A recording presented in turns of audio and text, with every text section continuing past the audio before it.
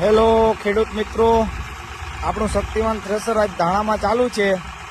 એના તમને વિડીયો બનાવવાનું એક જ કારણ છે કે એનું રિઝલ્ટ ધાણામાં જોવાનું છે. બીજા થ્રેસરના હારે ટૂંકમાં કોઈ એમ કહે છે કે ભાઈ એલિવેટરમાં ફાટ થાય છે, બરોબર છે, કાંતું પાછું આપણે ઓરમાં નાખી તો વધારે ફાટ કરે છે. હું તમને ટૂંકમાં આખો એનો વિડીયો બતાવું ભાઈ, છે સુધી તમે વિડીયોમાં બન્યા રહેજો. હવે 6 વીઘાના ધાણા છે ભાઈ. 6 વીઘાના દાણા લગભગ 3 કલાકમાં આખારું કમ્પ્લીટ કરી નાખ્યું. હવે હું તમને એનો ટૂંકમાં લાઈવ વિડીયો બતાવું. ચાલુ છે, જો ખેડૂત ડાયરેક્ટ ટોલી ભરે છે ભાઈ. એલિવેટરમાં ધાણા ચાલુ છે અત્યારે.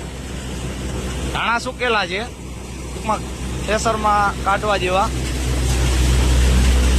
હવે આ તમે ઉપડીની ફાટ જો ભાઈ, નોર્મલ જે સિંગલ શાકનું મશીન કરે એટલી ફાટ, બરોબર છે. હવે તમને એલિવેટરમાંથી બતાવું.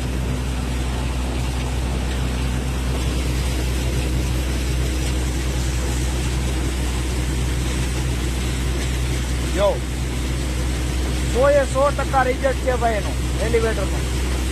કોઈ વસ્તુમાં કે ધાણામાં કે કોઈ પણ થોડી વસ્તુ એમાં કોઈ ડેમેજ નથી એનું.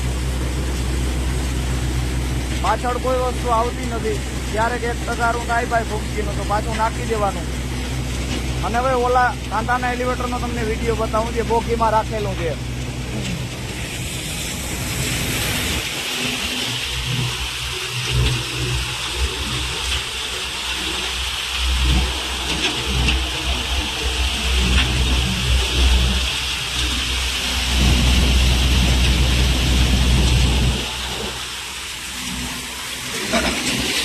તો આવું છે ભાઈ શક્તિમાનનું રિઝલ્ટ. શક્તિમાન લેવાનું કારણ આ.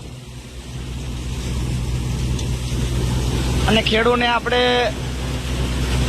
સંતોષ થાય ભાઈ કોઈ વસ્તુમાં, અને ખેડૂને સંતોષ થાય તો આપણે મજા આવે ભાઈ હાંકવામાં. શક્તિમાન લેવાનું કારણ જ આ. કોઈ જાતનો અંદર પટ્ટો આવતો નથી. આ ડ્રમ છે, આમાંથી કટિંગ થઈને માલ સીધો ચાયણામાં વયો જાય ભાઈ નીચે. કોઈ જાતનું વચમાં એલિવેટર કે પટ્ટો આવતો નથી. બીજા ઘણા થ્રેસરમાં પટ્ટો આવે છે. પટ્ટો આવે એટલે માલ ડેમેજ થાય અને નીચેની બધી ભૂકી નીકળી જાય ભાઈ. તમારે કોઈ કાચો દાણો હોય, ખરાબ ભૂકી હોય,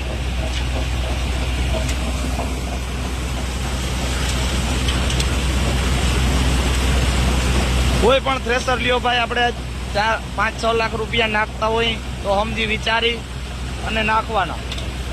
અને 10 RPM, માત્ર 10 RPM માંથી હાલે છે.